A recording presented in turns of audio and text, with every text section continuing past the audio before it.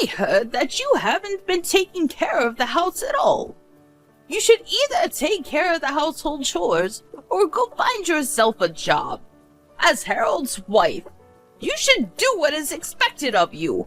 If you don't, my son is going to leave you and you're going to have to move out of the house. Did you come over to our place again without telling me?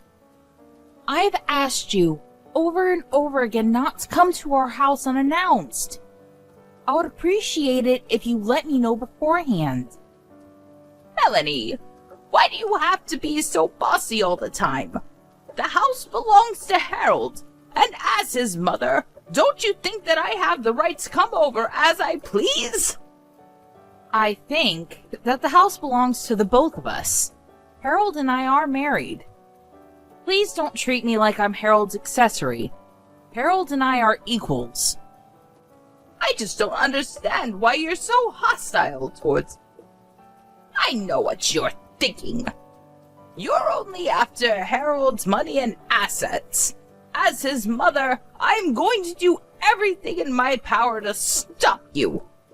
I don't know why you're so paranoid. I'm not after Harold's money. You've got it all wrong.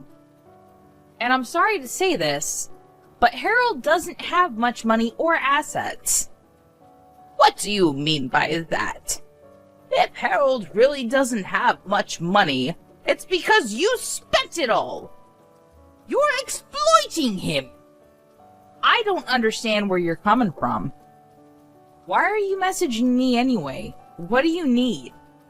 I'm still working, so if you don't need anything specific, I'm going to go now. Harold told me that you don't do any of the household chores, which is why I've been coming over to the house when I can. I've been making him dinner. I prepared many things today so that it will last a while, and so that Harold doesn't have to worry about making his own dinner. I made the meals for Harold, so please don't eat them yourself. You really didn't have to go through all that trouble, but thank you anyway. Harold has a lot of time on his hands, so I'm sure that he has more than enough time to help out around the house and cook meals himself. How could you say such a thing? Harold works until midnight every day. You don't seem to understand that he works really hard. I feel sorry for him. He works hard and then his wife spends all his hard-earned money. What you're doing to him is truly unforgivable. I think this is all a big misunderstanding. I'm not using any of Harold's money. It's the other way around. We're both living off of my earnings. I think it's about time you saw the truth about your son. He's not as perfect as you think. You should sit down and talk with him. Harold told me not to take your words seriously. Did he really say that to you? He did, and I believe what he tells me. I'm not going to allow you to continue to live off Harold's hard-earned money. He deserves better than this. How about you try to be a better wife to him? I'd like to say the same thing to him. Harold hasn't been a very good husband to me. Harold works until midnight every day. What more do you want from him? Don't you care about his health and well-being? You should treat him with a little more respect. Okay, fine. If you agree with what I'm saying, you need to start behaving the way that I want you to as well. I realize that this is just a waste of time to keep on talking to you like this. A waste of time? I'm busy with work now, so please stop messaging me. Bye. Oh, and please let me know in advance the next time you plan to come over to our house. Why didn't you come home last night? Were you working through the night? That's right. I just got off work, so I'll come home in a bit. I know that you let your mother come over to our house again. I asked you to tell me when she comes over. Why did you try to hide it from me? I wasn't hiding anything. Besides, why do I have to let you know every time my mother comes over? She's my mother, not some stranger. Even if it's your mother, I'd like to know in advance. I don't like people showing up at our house unannounced. Well, it's my house too. I don't always have to follow your rules. It's my mother. You have nothing to worry about. Why do you care so much? I don't get along with your mother well. I'd rather she not show up at our house. Let me know the next time you plan on having her over. Okay, whatever. By the way, I need some money. Will you give me some, please? Why? What happened to the salary that you earned? It's not payday just yet. I have a couple more days to go. I need some money before then, so please. You'd better not go gambling again with my hard-earned money.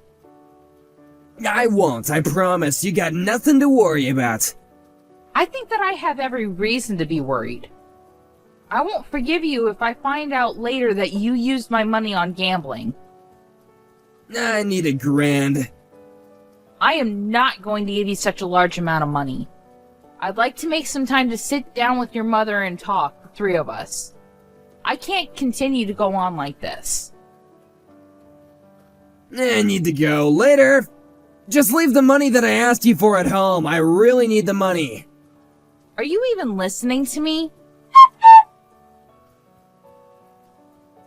I felt so bad for Harold, so I did the best thing that I could for him as his mother. Please don't try to control him anymore. What?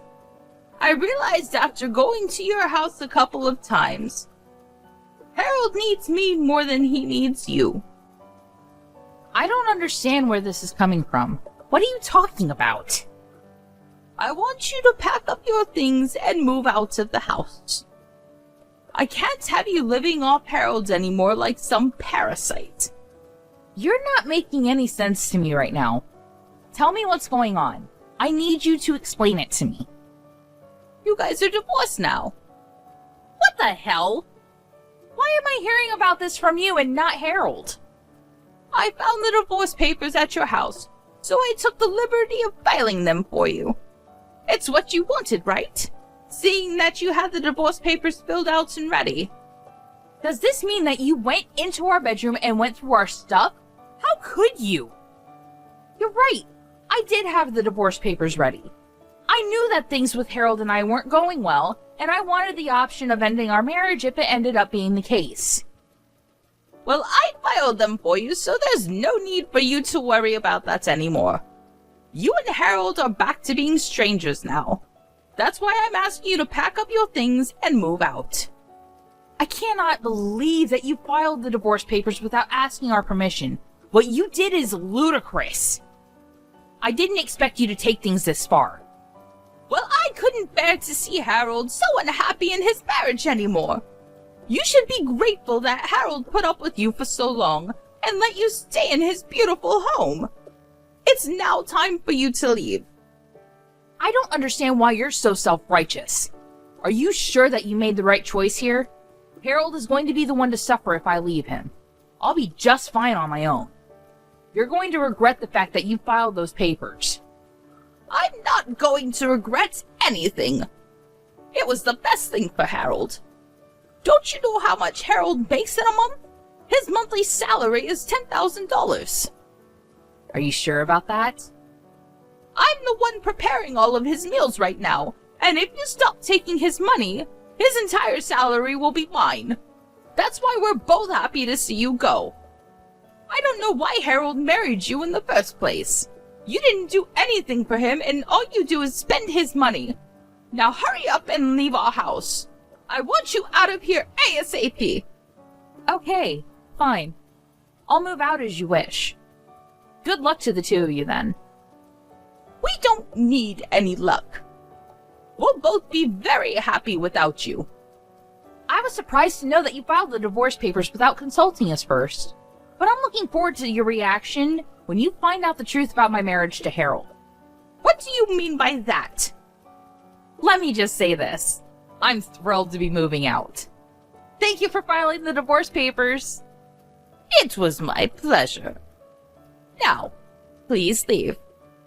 Harold and I are both so excited to start a new life without you. Well, good for you. It was nice knowing the both of you. Goodbye. Melanie, may I have a word with you? There's something that I want to check with you. I'm sorry, but I have nothing to say to you. Bye. Wait a second. There's no need for you to be so rude to me. It's about the rent. What about the rent? The lease agreement has been changed over to your name now, so there's really no need for you to involve me. Yes. When did you change the name of the lease over to me? You could have told me about that. Why was the lease in your name in the first place? Shouldn't have been in Harold's. And why change it over to my name and not Harold's? It just doesn't make any sense to me. Well, Harold works part-time at a convenience store. He's not qualified to put his name on the lease agreement. What? I didn't know that Harold worked at a convenience store. What do you mean by part-time? You said that you wanted to talk to me about the rent. Are you going to tell me that you can't afford to pay the rent or something? Yes, that's right. How did you know? Do you know why there's no money in Harold's bank account? It just doesn't make any sense. Actually, it makes perfect sense to me. Harold doesn't have any real money, which is why he doesn't have any savings. But it's not something to get all nervous about. I think you misheard Harold's salary. You seem to think that he makes 10 grand a month when it's actually $1,000 a month. What do you mean? Harold works part-time at a convenience store, and the maximum he makes a month is $1,000. Sometimes less than that. What made you think that he made 10 times that amount? I bet you're lying to me. Harold's salary can't be that low. Otherwise, how would he be able to afford this house? Besides, I've seen his payslip before. I don't think that I have the wrong number. Oh, so you looked at the payslips then. I get it now. The payslips were mine, not Harold's. You just assumed that they belonged to Harold. Well, you were wrong. Those payslips were yours? Yes, that's right. I was the breadwinner.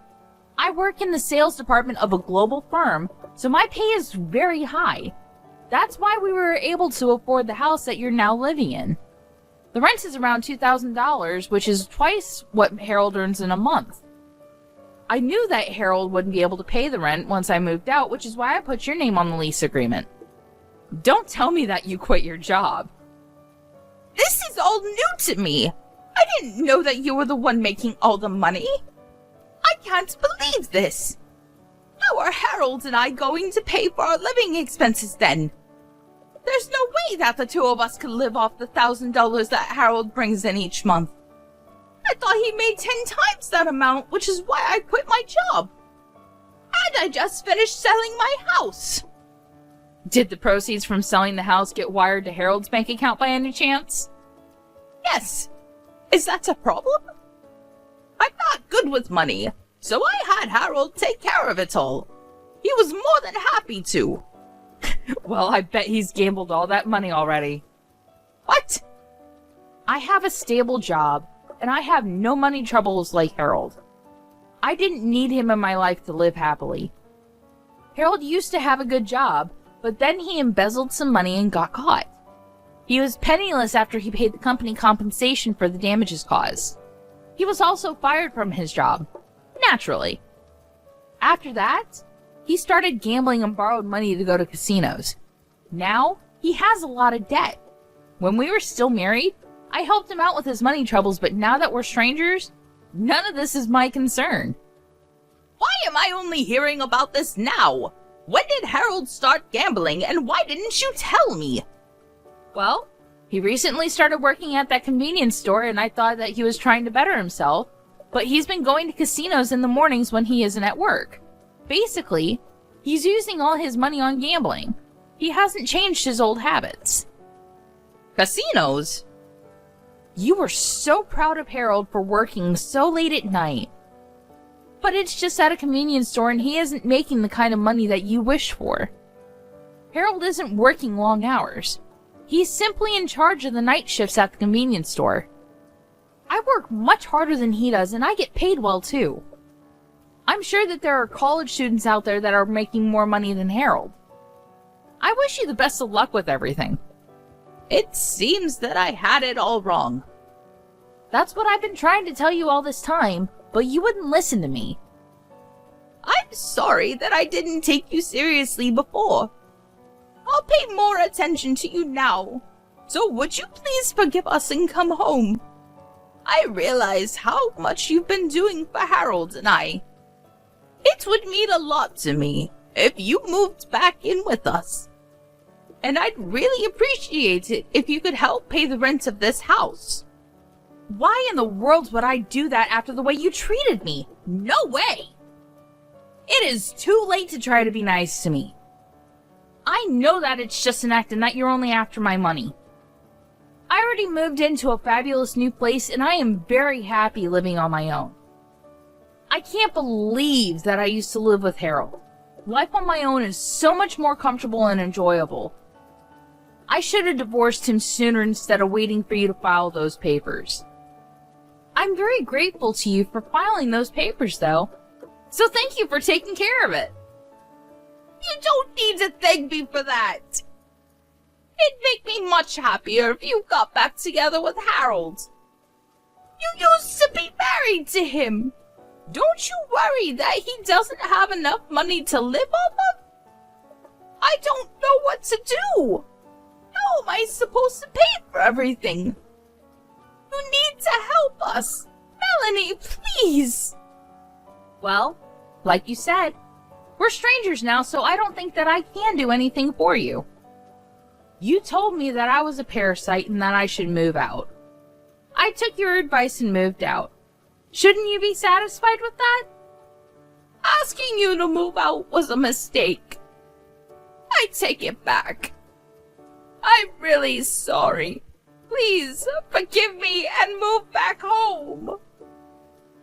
I'm sorry, but it's just too late. There's not anything you can say to change my mind. Please figure things out with Harold. I'll stay out of your life like you wanted me to.